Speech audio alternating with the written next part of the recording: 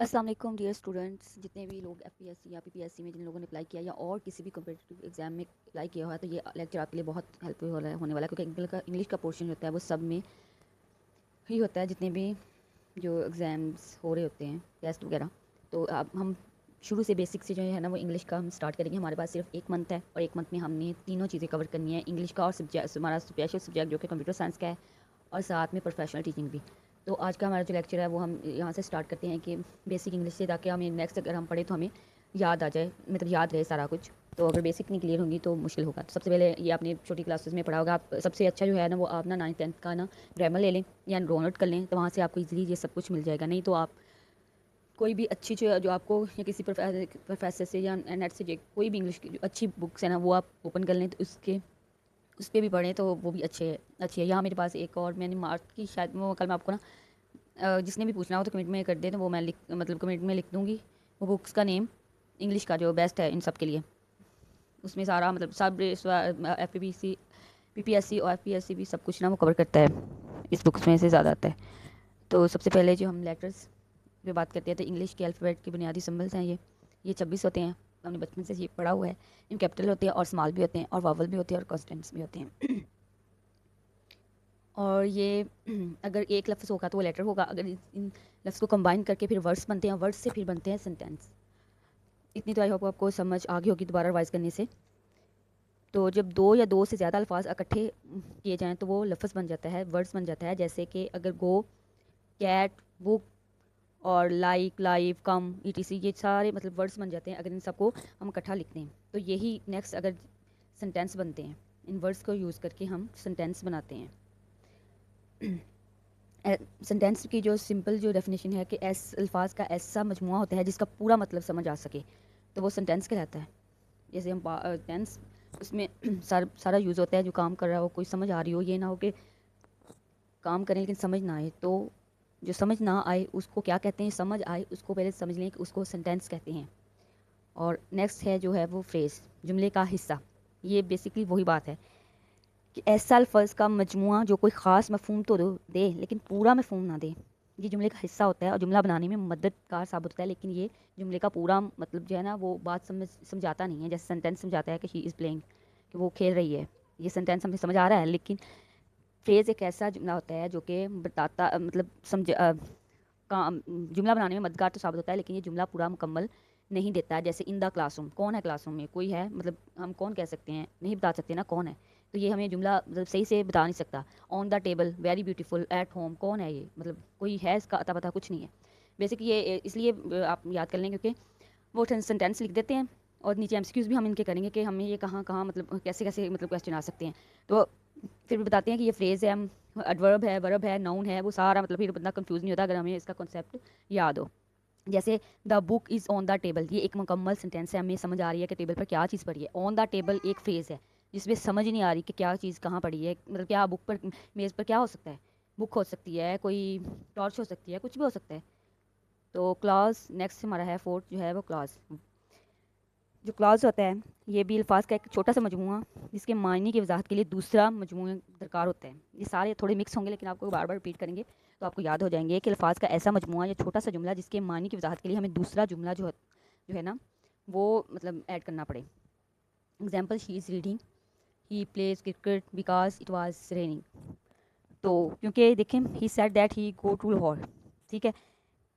इसमें आधा लफ्ज़ मतलब करने के लिए हमें आधा लफ्ज़ मतलब आधा जुमला दिया हुआ है तो हमें दूसरा जुमला साथ लगाकर उसको करना पड़ता है मुकम्मल।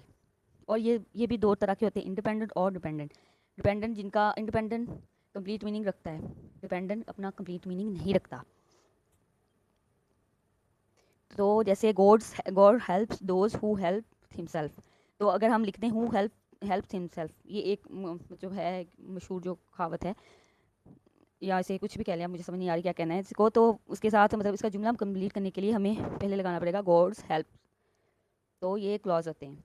और सेंटेंस, अब आते हैं जुमले की तरफ। सेंटेंस वर्ड्स का ऐसा ग्रुप जो कंप्लीट थॉट और मीनिंग देता है और सेंटेंस कहलाता है। सब्जेक्ट होता है, इसमें वर्ब होता है। सब्जेक्ट किसी के बारे में बात हो रही होती है, वो ही शी या कोई तीसरा पर्सन भी, थर्ड पर्सन भी हो सकता है। वर्ब जो काम हो रहा होता है। और आई एम अ स्टूडेंट, ठीक, मैं ये किसी के बारे में बात हो रही है, मैं अपने बारे में बता रही हूँ कि I am a student, she writes a letter, किसी दूसरे बंदे के बारे में होती है, ये सब्जेक्ट हैं। दे प्ले फुटबॉल, यहाँ काम हो रहा है, या वर्ब है, मतलब ये प्ले करना, या इसकी वर्ब की जो है ना मेन जो इसकी ट्रिक होती है पहचानने की, तो ये मतलब करना, होना, मतलब कुछ करने का, उसमें जो एक्शन प्ले होता है ना, तो उसको वर्ब कहते हैं। इसमें भी सेंटेंस के टाइप्स हैं।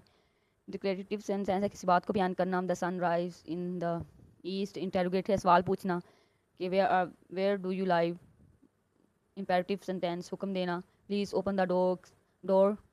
एक्सक्लेमेटरी सेंटेंस जिस बात का इजहार करना, व्हाट अ ब्यूटीफुल गर्ल। मतलब इस तरह के जो सारे इसकी है ना वो सेंटेंस हैं, और ये पार्ट्स ऑफ स्पीच हैं, ये हमें आने चाहिए। यही जो है ना बुनियादी जो है वो ग्रामर के रूल्स हैं। ग्रामर को मतलब याद करने के लिए ये बुनियादी चीज़ें हमारी याद होनी चाहिए। नाउन, अली, नाम, कोई भी बुक, स्कूल, सारे नाउन्स होते हैं। प्रोनाउन क्या होते हैं? ही, शी, दे।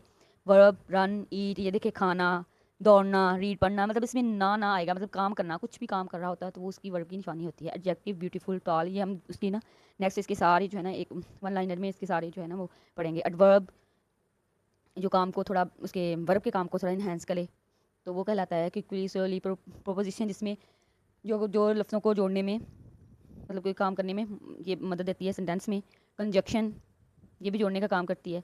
तो अब हम देखते हैं कि लेटर्स क्या हैं, जैसे सी अलग है, ए अलग है, टी अलग है, ये लेटर्स हैं, इनको कंबाइन कर दें तो ये वर्ड बन जाते हैं। और अगर इसको फ्रेज द ब्लैक कैट, ये फ्रेज है, नाम कम्बल जुमला है। और यहाँ मतलब the clause the black cat is sleeping, ये स्लीपिंग इसलिए यूज़ हो रहा है क्योंकि क्लास मैंने पढ़ा था कि ऐसा मजमुआ जिसको दूसरे यूज़ करने के लिए किसी दूसरे जुमले की ज़रूरत होती है मुकम्मल जुमला करने के लिए, तो यहाँ स्लीपिंग आ गया तो ये मतलब हो गया। द अब सेंटेंस क्या है? The black cat is sleeping on the sofa, तो इसमें ऑन द सोफ़ा सेंटेंस में हमने नेक्स्ट इसको पूरा सेंटेंस करने के लिए कि वो कहाँ सो रही है, यहाँ भी मुकम्मल नहीं है, वो सो रही है बस। अब कहीं किसी जगह पर सो रही है मुकम्मल जुमला करने के लिए तो ऑन द सोफ़ा, तो अब ये जुमला कंप्लीट हो गया, तो ये सेंटेंस कहलाएगा। पहले वो कंप्लीट नहीं था। The black cat is sleeping, बिल्ली काली बिल्ली सो रही है। अब काली बिल्ली कहाँ सो रही है किसी को नहीं पता, अब ये सोफे पे सो रही है तो समझ आ गया कि जुमला सोफे पे सो रही है। तो रिवीजन कर लें तो इसके लिए क्विक रिवीजन है, लेटर है, word, book, school, phrase, in the room, class, the reading, she is reading, sentence she is reading a book, क्या पढ़ रही है। तो ये आप अगर बार बार इसको थोड़ा रिपीट करेंगे तो आपको बहुत अच्छे से जो है ना ये रिवाइज हो जाएंगे। और इतना टाइम नहीं होता कि आप एक चीज़ को लेकर बैठ गए, आप सिर्फ सिंपल ये करें, जो भी याद करें, ट्रिक है जो मैंने भी सीखी, आपको भी सिखा रही हूँ कि आपने कोई भी चीज़ पढ़ी है ना और इसको बार बार रिपीट करें। दिन में एक दफ़ा मतलब कोई भी चीज़ याद है उसको सिर्फ मतलब पढ़ लें एक दफ़ा, फिर 2 दफ़ा पढ़ लें, 3 दफ़ा, मतलब जितना आपको टाइम लगे सिर्फ पढ़ लें, ज़रूरी ना रट्टा लगाना, पढ़ लें तो आपको चीज़ें हैं ना वो याद रहना शुरू हो जाएंगी। बाकी ये है कि आप कोई भी टेस्ट जो होता है ना एक हौसला रखें, एक दफ़ा क्लियर नहीं होता, एक दफ़ा बंदा जाए तो ये पीपीएससी का या पीपीएससी का आप टेस्ट पास करें, वो बहुत जीनियस लोग होते हैं जिन्होंने बहुत तैयारी की थी, या उनकी अकेडमिक अच्छी होती हैं या बेसिक उनकी बहुत स्ट्रॉन्ग होती है, जैसे अच्छे अच्छे इदारे से पढ़े होते हैं या वो टॉपर होते हैं, मैं तो यही समझती हूँ। एक आम अगर हम यहाँ पर वो मेहनती होती हैं, 6 मंथ उन्होंने किए होंगे, अगर वो 1-2 में मतलब कर लेते हैं पास तो फिर वो वही वो जीनियस होते हैं। तो आप और मेरे जैसे लोगों को मेहनत करनी चाहिए, और मेहनत कभी आएगा नहीं जाती, ठीक है? तो आप मेहनत करें, मैं भी साथ साथ रिवाइज़ कर रही हूँ, और मुझे सांस इसलिए ज़्यादा मतलब हो रहा है, फूल रहा है, क्योंकि मैंने कभी ना तो रिकॉर्डिंग की है ना मैं करती हूँ, तो मैं ये बेसिक अब आपके साथ अपनी जो है ना वो नॉलेज शेयर कर रही हूँ। तो आप भी अगर आपके पास कोई अच्छा सा इसके नोट्स हैं, कुछ भी हैं, तो आप मुझे बता कर दे, तो मैं नेक्स्ट हम लोग शेयर कर लेंगे, ताकि किसी का जो लोग अफोर्ड नहीं कर सकते, जो लोग अगर टाइम से सुस्त हैं, पढ़ नहीं सकते, तो शायद उनका भला हो जाए। तो इसी तरह हम मतलब ग्रुप स्टडिंग ज़्यादा होती है, अच्छी लगती है, अच्छी रहती है, उसमें लोग ज़्यादा अच्छे से पढ़ सकते हैं। तो नेक्स्ट वीडियो भी जल्दी आएगी, क्योंकि जल्दी जल्दी हमें इंग्लिश का पोर्शन कवर करना है, उसके बाद कंप्यूटर का मतलब हो सके तो मैं साथ साथ जो है ना वो स्टार्ट करती हूँ, अभी तो फर्स्ट लेक्चर है। तो शेयर कर दें, अच्छा लगा तो लाइक और कमेंट करें, और चैनल को सब्सक्राइब कर दें। बाय बाय, अल्लाह हाफिज़।